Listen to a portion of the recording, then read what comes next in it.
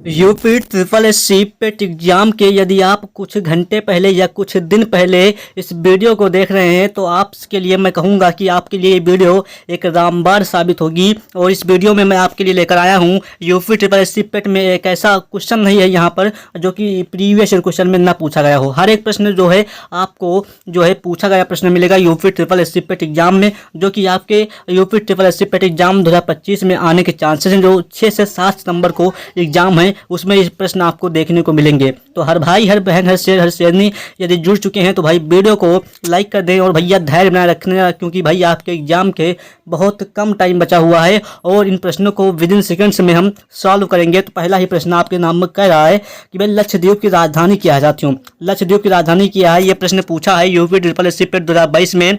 यदि आप भाई कवरत्ती बताते हैं तो आप बिल्कुल सही होंगे। हर एक प्रश्न को विद इन सेकेंड्स में सॉल्व करेंगे। और भैया जो कवरत्ती है भाई कवरत्ती है ये भाई लक्षद्वीप की राजधानी है। ऑप्शन ए फॉर इसका अच्छा सा आंसर होगा। साथियों चलिए क्वेश्चन नंबर साथियों अगले की बात कर लें। अगला नंबर प्रश्न आपकी स्क्रीन पे आपको दिख रहा होगा साथियों, ठीक है। तो धैर्य बनाए रखना, बाकी क्वेश्चन को हम आपके हिसाब से अच्छे से कराएंगे। तो कह रहा है कि भाई ग्रीष्म काल में उत्तरी मैदानों में बहने वाली, साथियों कह रहा है कि ग्रीष्म काल में उत्तरी मैदानों में बहने वाली पवन साथियों क्या कहलाती है। तो आप यदि भाई लू के साथ जाते हैं तो मैं कहूँगा कि बिल्कुल सही आंसर होगा। साथियों जो हमारी लू होती है भैया ये जो है उत्तरी जो है मैदानों में बहने वाली एक पवन होती है जो ग्रीष्म काल यानी कि गर्मियों में बहती है। तो ऑप्शन बी फॉर इसका अच्छा सा आंसर होगा। यदि आप लोगों ने बी के साथ गए तो मैं कहूँगा कि आपका आंसर बिल्कुल क्लियर होगा। और 2022 के भाई जीके जीएस के क्वेश्चन इसमें लेकर आया हूँ। तो सभी साथी एक बार जुड़े हैं तो ईमानदारी से जुड़े हैं। चलिए क्वेश्चन नंबर साथियों 58 की बात कर लें। ये जो है आपके एग्जाम में बहुत ही ज़्यादा लाभ देगा। तो प्रश्न कह रहा है साथियों कि उत्तर प्रदेश के निम्नलिखित में से किस जिले में भैया कह रहा है कि नैमिषारण्य जो है ये तीर्थ स्थान साथियों अवस्थित है। साथियों कह रहा है कि उत्तर प्रदेश के निम्नलिखित में से किस जिले में नैमिषारण्य जो है ये तीर्थ स्थान अवस्थित है। यदि आप 58 नंबर प्रश्न का ऑप्शन जो है बी सीतापुर बताते हैं तो मैं कहूँगा कि आप बिल्कुल सही होंगे। साथियों जो सीतापुर है भैया यहाँ पर भैया नैमिषारण्य तीर्थ स्थल जो है तीर्थ स्थान जो है अवस्थित है। ऑप्शन बी फॉर इसका अच्छा सा आंसर होगा। बी फॉर बढ़िया सा आंसर। चलिए साथियों क्वेश्चन नंबर 59 की बात कर लें। 59 नंबर प्रश्न आपको आपकी स्क्रीन पे एक अच्छा सा दिख रहा होगा। बताइएगा कि इसका आंसर क्या होगा। जब कभी आपसे कहे कि भाई सबसे ऊंचा जो है भारतीय शिखर कौन सा है, यह भी प्रश्न आपके एग्जाम में पूछा गया है 2022 में, तो क्या बताएंगे। जब साथियों आपसे कभी पूछे कि भैया कौन सा सबसे ऊँचा भारतीय शिखर है, तो यदि आप 59 नंबर प्रश्न का कंचनजंगा बताते हैं तो मैं कहूँगा बिल्कुल सही होंगे। कंचनजंगा के साथ जाते हैं तो आप बिल्कुल सही होंगे। ऑप्शन ए फॉर अच्छा सा आंसर होगा। भाई ईमानदारी से क्लिक किया है तो ईमानदारी से इस वीडियो को देखिएगा, क्योंकि भाई आधी अधूरी क्लास और आधा अधूरा जो है ज्ञान एग्जाम हॉल में हमेशा खतरनाक साबित होता है। तो ये प्रश्न ही आपके एग्जाम में हूबहू देखने को यहीं से मिलेंगे, क्योंकि भाई प्रीवियस क्वेश्चन हर एक क्वेश्चन जो है खोज कर लेकर आया हूँ बहुत ही मेहनत से। तो ये मेहनत पे आप भी अपना जो है थोड़ी सी मेहनत कर लीजिए। मात्र 30 से 35 मिनट की वीडियो होगी, ज़्यादा है बड़ी वीडियो नहीं होगी, मात्र 30 मिनट की वीडियो होगी, ठीक है। तो सभी साथी एक बार जुड़ जाएं। और कंचनजंगा जो है ये जो सबसे ऊंचा भारतीय शिखर है, ऑप्शन ए फॉर इसका अच्छा से आंसर जाएगा, जो कि प्रश्न आपके यूपी ट्रिपल एससी पेट में पूछा गया था और पूछने के चांसेस बनते हैं यहाँ से। चलिए एग्जाम को आपके लिए निरंतर जो है मेहनत करता रहता है, तो आपका यह दायित्व है कि भाई चैनल को सब्सक्राइब कर दीजिए, जिससे कि भाई कुछ दिनों में आपके पास सबसे अच्छी वीडियो मिलती रहे जो आपके एग्जाम में डायरेक्ट भाई क्वेश्चन मिल जाए, ठीक है। चलिए तो कह रहा है कि किस शहर को राजस्थान का सफ़ेद शहर कहा जाता है।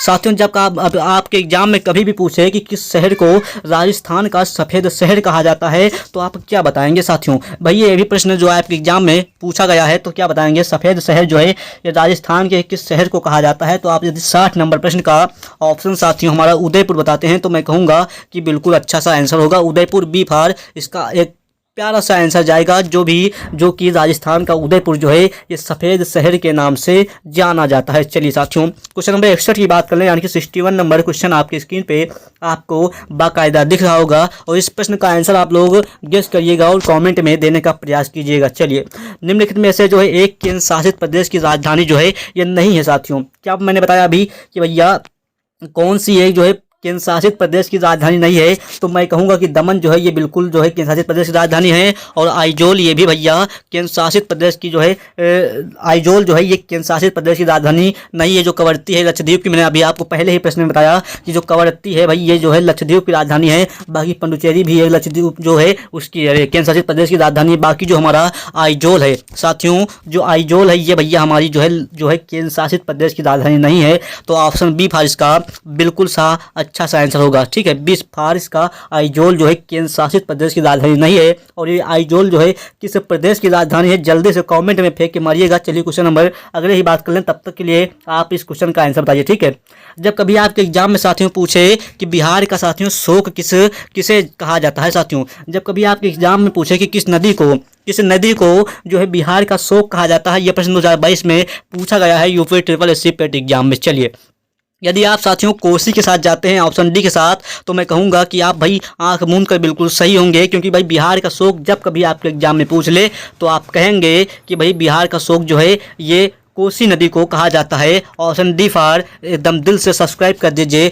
बिना कहे और वीडियो को लाइक कर दीजिए। चलिए क्वेश्चन नंबर 63 की बात कर लें। 63 नंबर प्रश्न आपकी स्क्रीन पे आपको अच्छे से दिख रहा होगा और बताइएगा ये 63 नंबर प्रश्न है क्या। चलिए, कह रहा कि सबसे छोटा है केंद्र शासित प्रदेश कौन सा है साथियों, जो कि ये भी भाई पूछा गया प्रश्न है। हर एक प्रश्न पूछा गया, ऐसा प्रश्न नहीं लेकर आया हूँ जो कि भाई वीडियो में एक ऐसा प्रश्न आपको देखने को नहीं मिलेगा कि जो कि आपके एग्जाम में डायरेक्ट ना पूछा हो। ठीक है, चलिए, तो भैया भारत का सबसे छोटा है केंद्र शासित प्रदेश कौन सा है, यदि आप साथियों क्या बताते हैं, यदि आप 63 नंबर प्रश्न का ऑप्शन बी लक्षद्वीप बताते हैं तो मैं कहूँगा कि आप बिल्कुल सही होंगे। और लक्षद्वीप की जो राजधानी है साथियों वो कवरत्ती है। ऑप्शन जो है बी का बिल्कुल क्लियर होगा। तो सबसे छोटा है केंद्र शासित प्रदेश है वो लक्षद्वीप है, बी जिसका करेक्ट आंसर होगा। चलिए साथियों, क्वेश्चन नंबर 64 की बात कर लें। 64 नंबर प्रश्न आपको आपकी स्क्रीन पर दिख रहे होंगे। बताइएगा कि भाई सागौन के जंगल भारत में निम्नलिखित में से किस राज्य में पाए जाते हैं साथियों। जो हमारा सागौन है, आप लोगों ने इसका वृक्ष देखा होगा, तो बताइएगा कि भाई इसके जंगल जो है भारत के निम्नलिखित में से किस राज्य में पाए जाते हैं।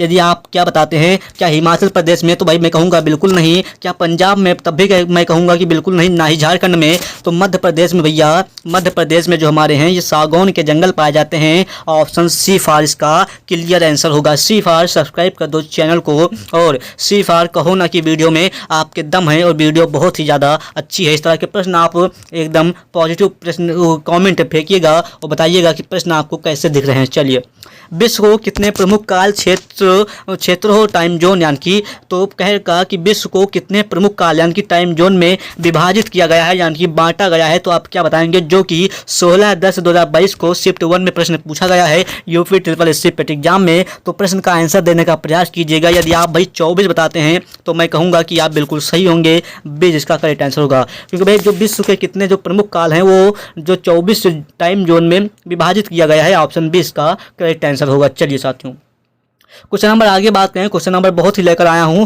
तो अभी भाई आपके पास जो है बहुत ही कॉपी और कलम लेकर बैठ जाइए। इन प्रश्नों को स्क्रीनशॉट ले लेना, या फिर PDF चाहिए तो आपको मैंने अभी आगे बताया। मात्र 10 से 15 दिन बचे हुए हैं, यानी कि मुश्किल का 10 से 10 दिन बचे हुए हैं आपके एग्जाम के। तो मैं चाहूँगा भाई आप जो है 2021, 22, 23 के 10 शिफ्ट के प्रैक्टिस सेट जो है ले लें विद सोल्यूशन के साथ। आपका रिवीजन करने का टाइम है, इसमें ही आपका स्कोर बन सकता है। ठीक है, क्योंकि प्रीवियस ईयर क्वेश्चन के भाई 10 शिफ्ट के लेकर आया हूँ, जिसमें भाई हर एक सब्जेक्ट है। तो आप मात्र 45 रुपये जो है पे करके इस नंबर पे आप जो है इस PDF को परचेज बाई कर सकते हैं। और बाकी यहाँ पर 45 रुपये जो लिए जा रहे हैं, ये कोई मेरी फीस नहीं है। ये जो टाइपिस्ट जो चार्ज है, ये टाइपिस्ट चार्ज है जो PDF में टाइपिंग लगा है, उसका चार्ज 45 रुपये है। और बाकी आप इस नंबर पर जैसे ही कॉन्टेक्ट करेंगे आपको PDF प्रोवाइड कर दी जाएगी, और आपको एक स्कैनर मिलेगा, QR कोड मिलेगा। जैसे आप उस पर पेमेंट करते हैं, आपको तुरंत जो है तत्काल जो है आपको पेमेंट जो है PDF 10 शिफ्ट के प्रैक्टिस सेट प्रोवाइड कर दी जाएंगे, और साथ ही में इस क्लास के भी प्रोवाइड कर दी जाएंगे।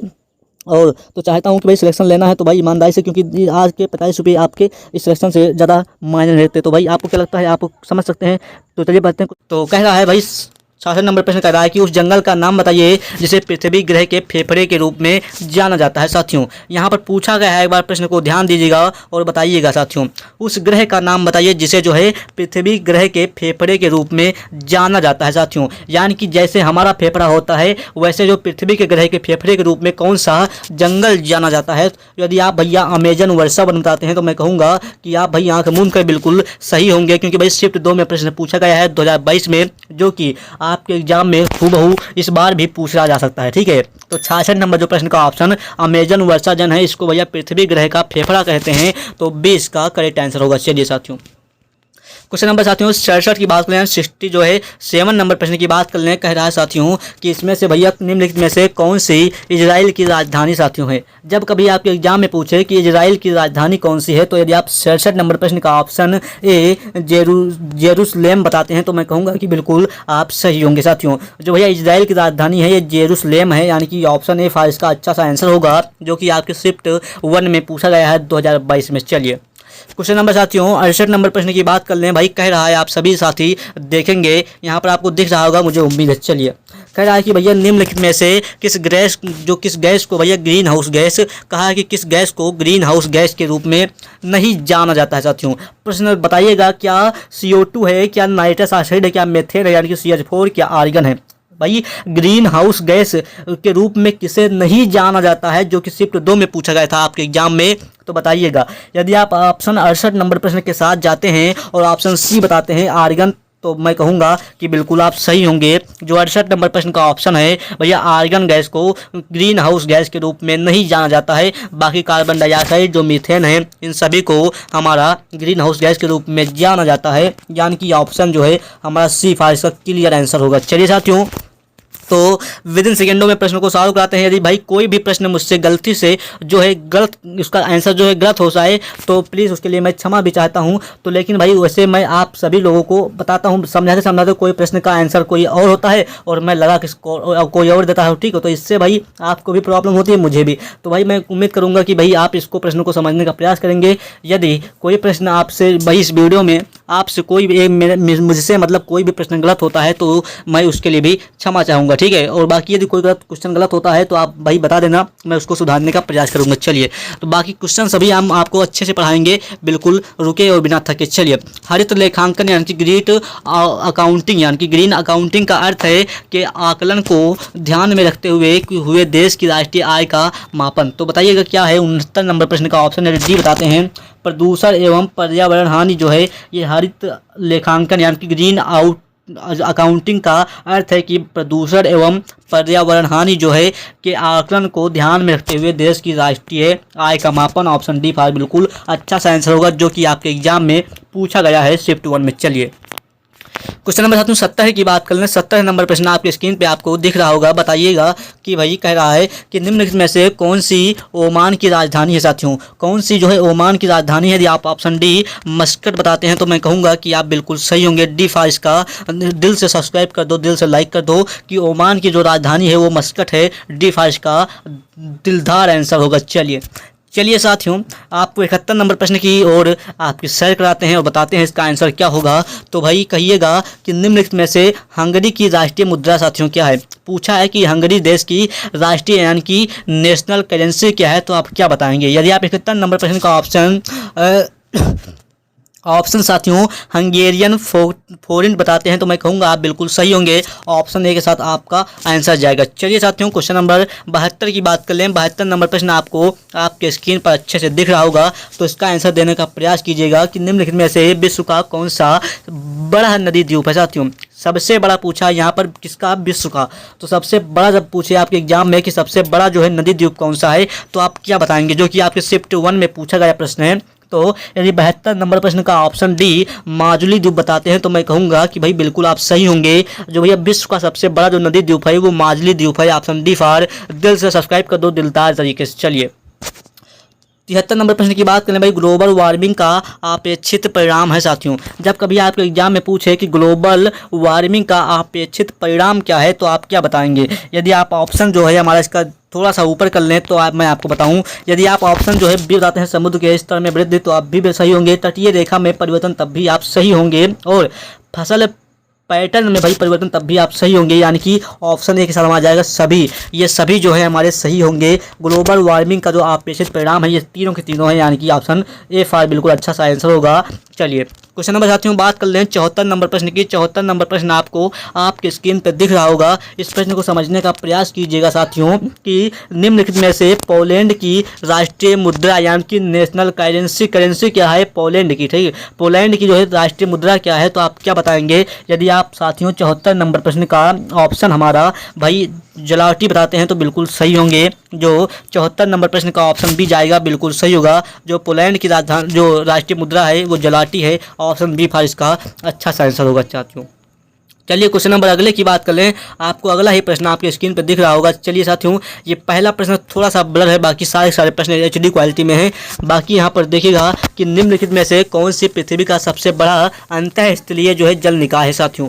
कौन सा पृथ्वी का सबसे बड़ा अंतःस्थलीय जो है जल निकाय है। यदि आप 75 नंबर प्रश्न का ऑप्शन सी कैस्पियन सागर बताते हैं तो मैं कहूँगा कि आप बिल्कुल सही होंगे साथियों। चलिए क्वेश्चन नंबर 76 की बात करें। सलाल पनबिजली परियोजना किस नदी पर स्थित है साथियों। हर एक प्रश्न पूछा गया है तो हर भाई हर बहन हर शेरनी से यही कहूँगा कि भाई वीडियो पर जुड़े हैं तो भाई जुड़े रहना, क्योंकि भाई मैंने क्या बताया कि आधी अधूरी ज्ञान और आधा अधूरा क्लास आपके एग्जाम में हमेशा खतरनाक साबित होता है। तो इस बात को ध्यान रखिएगा, जब ज्ञान लें तो पूरा लें, क्योंकि भाई पूरा ही ज्ञान आपको हमेशा भाई एक सफलता की ओर ले जाता है। चलिए तो 76 नंबर प्रश्न की बात कर लें। 76 नंबर प्रश्न आपके स्क्रीन पे आपको दिख रहा होगा। इसका आंसर यदि बताते हैं तो भाई चिनाब जो है ये सलाल पनबिजली परियोजना किस नदी पर है, तो मैं कहूँगा कि चिनाब नदी पर है। ऑप्शन सी फॉर बिल्कुल अच्छा सा आंसर होगा। चलिए साथियों क्वेश्चन नंबर 77 की बात कर लें। यह प्रश्न थोड़ा सा भाई आपका अच्छा दिख रहा होगा तो बताइएगा। कह रहा है कि राजस्थान में खेतड़ी परियोजना साथियों, क्या कह रहा है कि खेतड़ी परियोजना किसके उत्पादन के लिए प्रसिद्ध है यानी कि फेमस है, तो आप क्या बताएंगे जो कि 2021 में पूछा गया है प्रश्न आपके, ठीक है। चलिए तो खेतड़ी परियोजना जो है किसके उत्पादन के लिए प्रसिद्ध है, तो आप क्या कहेंगे। तो यदि मैं कहूँ भाई 77 नंबर प्रश्न का ऑप्शन जो है तो भाई ऑप्शन सी तांबा होगा, तो आप बिल्कुल क्या मानेंगे। तो बिल्कुल आपको मानना पड़ेगा भाई जो खेतड़ी परियोजना है ये तांबा उत्पादन के लिए प्रसिद्ध है। ऑप्शन सी फॉर इसका अच्छा सा क्लियर सा आंसर जाएगा। चलिए भाई कह रहा कि काजीरंगा राष्ट्रीय उद्यान स्थित है साथियों। यह प्रश्न आपके एग्जाम में हूबहू देखने को मिला था 2021 के, ठीक है, शिफ्ट 1 में। चलिए तो जब कभी आपके एग्जाम में पूछ ले कि भाई काजीरंगा राष्ट्रीय उद्यान जो है ये फेमस है यानी कि कहाँ स्थित है, तो बताइएगा। तो यदि आप 78 नंबर प्रश्न का ऑप्शन बी असम बताते हैं तो मैं कहूँगा कि आप बिल्कुल सही होंगे। जो असम में काजीरंगा राष्ट्रीय उद्यान है और यह जो है एक सींग वाले गेंडे के लिए प्रसिद्ध है। जब कभी पूछे कि एक सींग वाले गेंडे के लिए कौन सा जो है राष्ट्रीय उद्यान प्रसिद्ध है, तो आप बताइएगा कि काजीरंगा राष्ट्रीय उद्यान जो कि असम में है। चलिए बहुत अच्छी बात। चलिए साथियों क्वेश्चन नंबर 69 की बात कर लें। 79 नंबर प्रश्न की माफ कीजिएगा। तो आप बताइएगा कि निम्नलिखित में से कौन सी हिमालयी नदी तंत्र की नदियाँ हैं साथियों। तो क्या बताइएगा। यदि आप ऑप्शन जो है इसका क्या बताते हैं। यदि आप भाई जो हमारा बताते हैं कि हमारा जो है साथियों ये गंगा और साथियों ब्रह्मपुत्र, ये दो नदियां जो हैं हमारी जो है हिमालयी नदी तंत्र की नदियां हैं। ऑप्शन जो है 79 नंबर प्रश्न का ऑप्शन सी बिल्कुल सही होगा साथियों। चलिए आपको इस प्रश्न को देखकर कैसा लग रहा है आप बता सकते हैं। बाकी जो है ये प्रश्न आपके एग्जाम की दृष्टिकोण से बेहद ज़्यादा इम्पोर्टेंट हैं, तो बताइएगा इसका आंसर क्या होगा। जब हिमालयी नदी तंत्र की नदियां पूछे तो भाई गंगा और ब्रह्मपुत्र बताना, बाकी ना ही गोदावरी है और ना ही कावेरी है। चलिए क्वेश्चन नंबर 6 के साथ हमारा आंसर जाएगा। बाकी क्वेश्चन नंबर जो 80 नंबर प्रश्न की बात कर लें। 80 नंबर प्रश्न आपके स्क्रीन पे आपको दिख रहा होगा कि भाई नागार्जुन सागर जो है बांध किस नदी पर बना है। जब आपके एग्जाम में शिफ्ट 2 में प्रश्न पूछा गया है 2021 में कि नागार्जुन सागर बांध जो है ये किस नदी पर बना है, तो आप क्या बताएंगे। यदि आप ऑप्शन जो है हमारा कृष्णा नदी बताते हैं तो मैं कहूँगा कि बिल्कुल आप सही होंगे। कृष्णा नदी पर भाई नागार्जुन सागर बांध बना है। ऑप्शन बी फॉर इसका अच्छा सा आंसर होगा साथियों। चलिए 81 नंबर प्रश्न की बात करें। कह रहा कि माउंट एवरेस्ट पर प्रथम बार चढ़ाई किस वर्ष की गई साथियों। ये भी प्रश्न आपके पूछा गया 2021 में शिफ्ट 2 में। तो माउंट एवरेस्ट पर प्रथम बार जो है चढ़ाई किस वर्ष की गई, तो यदि आप 81 नंबर प्रश्न का ऑप्शन 1953 बताते हैं तो मैं कहूँगा कि भी आप बिल्कुल सही होंगे। बी फॉर इसका बिल्कुल साफ बढ़िया सा आंसर होगा। 1953 में साथियों माउंट एवरेस्ट पर प्रथम बार चढ़ाई की गई, इस बात को ध्यान रखिएगा साथियों। यदि अभी तक आप लोगों ने वीडियो को लाइक नहीं किया है तो एक बार ईमानदारी से लाइक कर दीजिए, क्योंकि मैं ईमानदारी से इसलिए कह रहा हूँ कि ईमानदारी में कोई बेईमानी नहीं होती साथियों, इसलिए मैं ईमानदारी से कह रहा हूँ। साथियों। चलिए 81 नंबर प्रश्न की बात करें। भाई आप, मेरा दायित्व तो आपको बताना है, पढ़ाना है, और आपका दायित्व तो ये है कि भाई एक छोटा सा लाइक करके मेरा मोटिवेशन बढ़ा सकते हैं। बाकी आपको क्या लगता है आप समझ सकते हैं साथियों। ईमानदारी से करना लाइक, बिना आपको कुछ कहे, ठीक है। चलिए, तो माउंट एवरेस्ट पर प्रथम बार चढ़ाई किस वर्ष की गई? तो मैंने बताया कि 1953 में माउंट एवरेस्ट पर प्रथम बार चढ़ाई की गई। और 82 नंबर प्रश्न की बात करें कि भरतपुर में स्थित जो है पक्षी अभ्यारण्य यानी कि राष्ट्रीय उद्यान का नाम क्या है, जो कि 2021 में शिफ्ट 2 में पूछा गया है। तो आप क्या बताएंगे भैया? भरतपुर में स्थित जो है पक्षी अभ्यारण्य यानी कि राष्ट्रीय उद्यान जो है का नाम क्या है? तो यदि आप 82 नंबर प्रश्न का ऑप्शन सी केवलादेव घाना राष्ट्रीय उद्यान बताते हैं तो मैं कहूँगा आप बिल्कुल सही होंगे। सी के साथ आपका आंसर बिल्कुल क्लियर जाएगा। यूपी ट्रिपल सी में सी के साथ क्लियर आंसर। और बाकी 83 नंबर बात कर लें। 83 नंबर प्रश्न की कह रहा है साथियों कि भिलाई इस्पात संयंत्र के लौह अयस्क का स्रोत है साथियों। भिलाई इस्पात संयंत्र के लौह अयस्क का स्रोत क्या है? तो यदि आप 83 नंबर प्रश्न का ऑप्शन दिल्ली राजहरा बताते हैं तो आप बिल्कुल सही होंगे। ये इसका करेक्ट आंसर होगा साथियों। जो भिलाई इस्पात संयंत्र केंद्र है ये लौह अयस्क का स्रोत है दिल्ली राजहरा का। ऑप्शन ए फॉर इसका अच्छा सा आंसर होगा साथियों। चलिए क्वेश्चन नंबर 84 की बात कर लें। 84 नंबर प्रश्न भी आपके एग्जाम के दृष्टिकोण से इंपॉर्टेंट है, ठीक है। यह भी प्रश्न पूछा गया है जेई में, ठीक है। तो देखिएगा, मरुस्थलीय मिट्टी के बारे में निम्नलिखित में से कौन सा कथन जो है वो गलत है साथियों। मरुस्थलीय मिट्टी के बारे में कौन सा कथन गलत है? यदि आप 84 नंबर प्रश्न का ऑप्शन बी, यह नमी की मात्रा को बरकरार रखती है, इसलिए भैया ये कथन गलत है। बाकी यह मूल रूप से रेतीली मिट्टी है, बिल्कुल सही है साथियों। यह रंग में हल्की होती है, बिल्कुल सही साथियों। इनमें नमक की मात्रा अधिक होती है, बिल्कुल सही। लेकिन भैया जो है मरुस्थलीय मिट्टी की जो है ये विशेषता नहीं कि भैया ये नमी की मात्रा बरकरार रखती है। भाई जो मरुस्थलीय मिट्टी होती है उसमें नमी होती ही नहीं है, नमी ना के बराबर होती है, नमी नहीं होती, मैं इस बात को कहता हूँ, ठीक है। तो यहाँ पर 20 का आंसर होगा। बाकी आप लोगों को क्या लगता है तो आप बता सकते हैं। जो भैया यह नमी की मात्रा को बरकरार रखती है, यह ऑप्शन बिल्कुल गलत होगा, यानी कि यही कथन गलत हमारा है, ठीक है। चलिए 20 का करेक्ट आंसर होगा साथियों। चलिए, तो ये मरुस्थलीय मिट्टी जो है ये नमी की मात्रा को बरकरार नहीं रखती है, इस बात को ध्यान रखना। बाकी क्वेश्चन नंबर साथियों अगले की बात कर ले। अगला नंबर प्रश्न आपको आपकी स्क्रीन पे देखने को मिलेगा। अभी थोड़ा सा स्क्रॉल करते हैं तो ये प्रश्न आपके स्क्रीन पे आ गया, जो कि आपके एग्जाम में हूबहू प्रश्न पूछा गया है साथियों। चलिए, ये 2023 के अब लेकर आए हैं, जो कि आपके एग्जाम में पूछे गए हैं शिफ्ट 1 में। तो कह रहा है कि बिच्छू यानी कि नेटर की पत्तियों के चुभने वाले बालों में निम्नलिखित में से कौन सा अम्ल मौजूद होता है साथियों। यदि आप 1 नंबर प्रश्न का ऑप्शन बी बताते हैं मेथनोइक अम्ल, तो मैं कहूँगा आप बिल्कुल सही होंगे साथियों। मेथनोइक अम्ल जो है ये बिच्छू की पत्तियों के चुभने वाले बालों में निम्नलिखित रूप से जो है ये अम्ल मौजूद होता है। कौन सा? तो मैं कहूँगा कि मेथनोइक अम्ल साथियों। 20 का अच्छा सा आंसर होगा। बी फॉर जो है बिल्कुल अच्छा सा आंसर होगा। बी से बार बार जो है वीडियो को रिवीजन करो और बार बार जो है रिवीजन करके जाओ और बार बार एग्जाम में अच्छा सा करेक्ट करो साथियों। चलिए साथियों 2 नंबर प्रश्न की बात करें। 2 नंबर आपको स्क्रीन पे आपके दिख रहा होगा कि कच्चे आमों में निम्नलिखित में से कौन सा एसिड पाया जाता है साथियों। कह रहा है कि कच्चे आमों में निम्नलिखित में से कौन सा अम्ल पाया जाता है, जो कि 2023 में शिफ्ट 2 में पूछा गया प्रश्न है। यदि आप 2 नंबर प्रश्न का ऑप्शन सी टार्ट्रिक एसिड बताते हैं तो मैं कहूँगा आप बिल्कुल सही होंगे साथियों। कच्चे आमों को जो है निम्नलिखित में कच्चे आमों में जो है ये टार्ट्रिक एसिड पाया जाता है। ऑप्शन सी फॉर इसका क्लियर आंसर होगा साथियों। चलिए क्वेश्चन नंबर साथियों 3 की बात कर लें। 3 नंबर प्रश्न आपको आपके स्क्रीन पर दिख रहा होगा। एग्जाम में भी आपको इन्हीं प्रश्नों को देखने को मिलेंगे, तो भाई डोंट वरी साथियों, ठीक है साथियों। तो फ्लोरोसेंट ट्यूब और CFL यानी कि फ्लोरोसेंट ट्यूब और CFL में निम्नलिखित में से किस जो है धातु का वाष्प होता है जो प्रकृति में विषैला होता है, जो कि यूपी ट्रिपल एस पेट शिफ्ट 2 में पूछा गया है। तो बताइएगा कि 3 नंबर प्रश्न का यदि आप ऑप्शन बी पारा बताते हैं तो मैं कहूँगा कि आप बिल्कुल सही होंगे साथियों। चलिए क्वेश्चन नंबर 4 की बात कर लें। 4 नंबर कह रहा है आपके स्क्रीन पे आपको देख सकते हैं कि भोजन के डिब्बों पर जिंक के स्थान पर निम्नलिखित में से किस धातु का लेप किया जाता है साथियों, जो कि पूछा गया प्रश्न 2002 में। तो क्या लोहा का किया जाता है? मैं कहूँगा बिल्कुल नहीं। क्या शीशा का? मैं कहूँगा बिल्कुल नहीं। क्या मैग्नीशियम का? मैं कहूँगा बिल्कुल नहीं। यदि आप टिन बताते हैं भाई, जो भोजन के डिब्बों पर जिंक के स्थान पर जो है ये टिन धातु का जो है लेप किया जाता है, कोटिंग की जाती है। जो 4 नंबर प्रश्न का ऑप्शन डी होगा, डी फॉर टिन इसका सही आंसर होगा साथियों। चलिए क्वेश्चन नंबर 5 की बात कर लें। 5 नंबर कह रहा है यदि इस वीडियो को आप लोगों ने अभी तक अपने दोस्तों के पास, बहनों के पास, भाई के पास नहीं शेयर किया है तो जल्दी से जाइए और व्हाट्सएप पे स्टेटस लगा दीजिए, क्योंकि भाई ये वीडियो आपके एग्जाम में, आपके भाई के एग्जाम में, आपके बहन के एग्जाम में, आपके दोस्त के एग्जाम में हूबहू देखने को मिल सकते हैं। तो भाई क्या आप अपने भाई बहन या फिर दोस्त का भला नहीं चाहते हैं? तो बताइएगा एक बार कमेंट में। चलिए, तो मिल्क ऑफ मैग्नीशिया जो है ये कह रहा है साथियों, मिल्क ऑफ मैग्नीशिया ये किस प्रकार का कोलाइड है साथियों?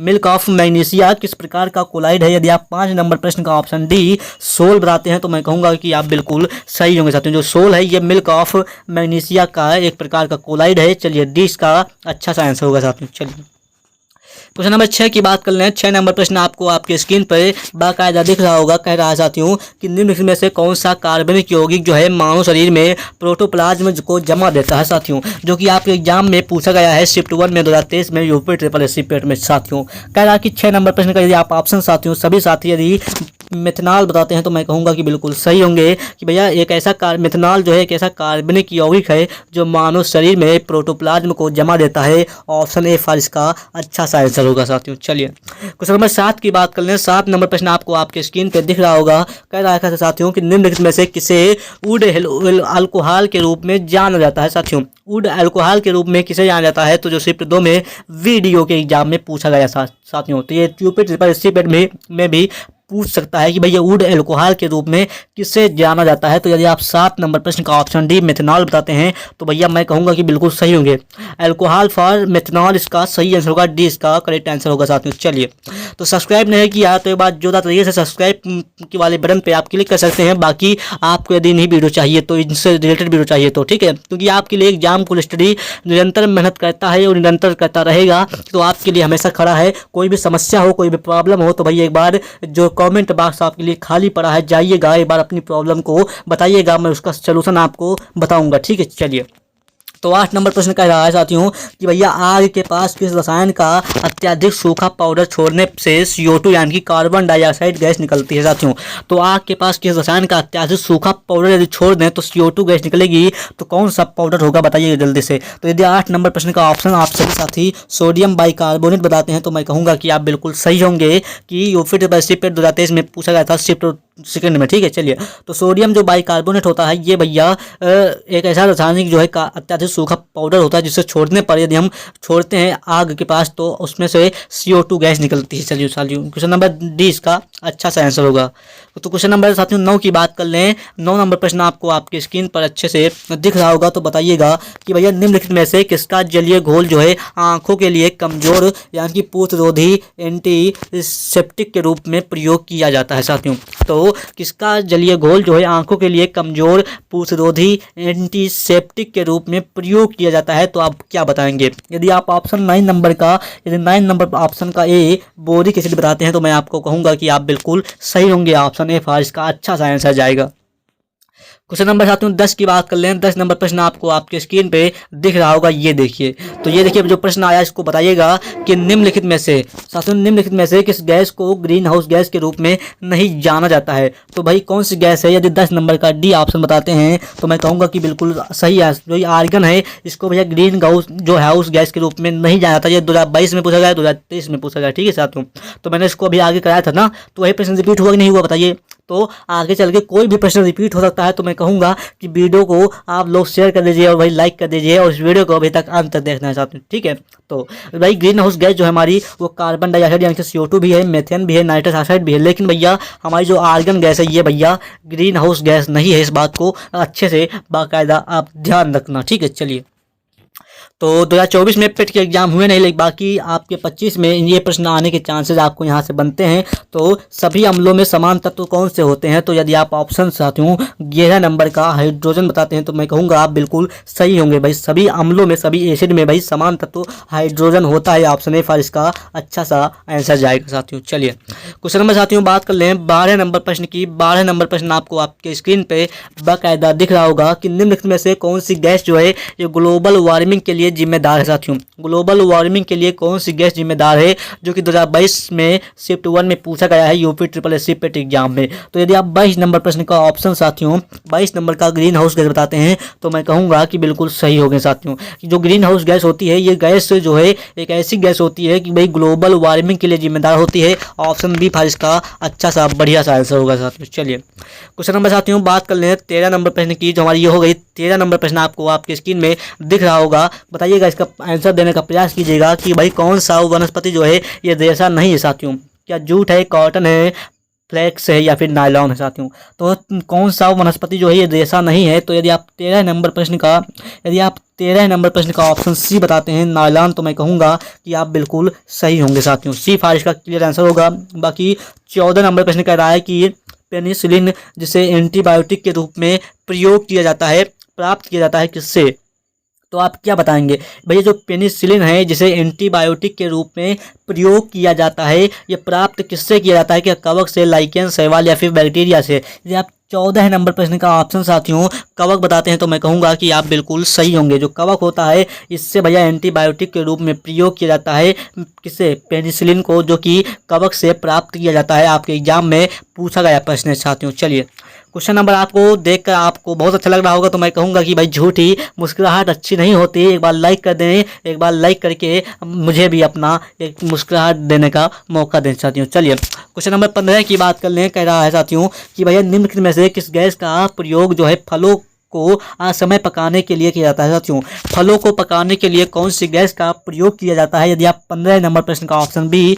एथिलीन बताते हैं तो मैं कहूँगा कि आप बिल्कुल सही होंगे। जो एथिलीन गैस होती है ये फलों को पकाने में बहुत ही ज़्यादा सहायता करती है, तो ऑप्शन बी फार इसका अच्छा सा आंसर होगा साथियों। चलिए तो कह रहा है कि ब्लीचिंग पाउडर का रासायनिक नाम क्या है साथियों। आप लोगों ने ये प्रश्न पूछा गया था साथियों, ब्लीचिंग पाउडर का रासायनिक नाम क्या है। तो यहाँ पर आपके ऑप्शन दिख रहे होंगे, देखिएगा एक बार भाई। जो ब्लीचिंग पाउडर का रासायनिक नाम है ये क्या है, तो यदि आप भाई क्या बताते हैं NaCl जो कि साधारण नमक का नाम है। बाकी यहाँ पर ये तो नहीं होगा जो कि साधारण नमक का नाम है। बाकी ये 3 ऑप्शनों में से बताइएगा साथियों, ठीक है। तो 16 नंबर प्रश्न का ऑप्शन साथियों कैल्शियम ऑक्सीक्लोराइड बताते, जो साथियों कैल्शियम ऑक्सीक्लोराइड बताते हैं तो आप बिल्कुल सही होंगे साथियों, क्योंकि CaOCl2 जो है एक ब्लीचिंग पाउडर का रासायनिक यानी कि केमिकल नेम होता है। बी जिसका करेक्ट आंसर हो जाएगा साथियों। चलिए क्वेश्चन नंबर साथियों बात करें 17 नंबर प्रश्न की। आपके स्क्रीन पे आपको दिख रहा होगा कि 18 कैरेट सोने में खरे सोने का प्रतिशत क्या है साथियों। 18 कैरेट सोने में खरे सोने का प्रतिशत क्या है, जो कि आपके एग्जाम में पूछा गया है। तो आप यदि 17 नंबर प्रश्न का ऑप्शन बी 75% तो बताते हैं तो आप बिल्कुल सही होंगे साथियों। जो 18 कैरेट सोने में जो खरा सोना होता है वो मात्र 75% होता है, इस बात को 75% होता है, आपको ध्यान रखना साथियों। यदि आप भी चाहते हैं 75 प्लस स्कोर करना आप यूपी ट्रिपल एससी पेट एग्जाम में, तो इस वीडियो को देखिए। बाकी यूपी ट्रिपल एससी पेट नाम से बनी हुई है एक प्लेलिस्ट, उस पर जाइए, आप क्लिक करके उस वीडियो को देख सकते हैं। आपके पास बहुत कम टाइम बचा हुआ है, इसी में आपको अपना स्कोर बनाना है 75 प्लस साथियों, ठीक है।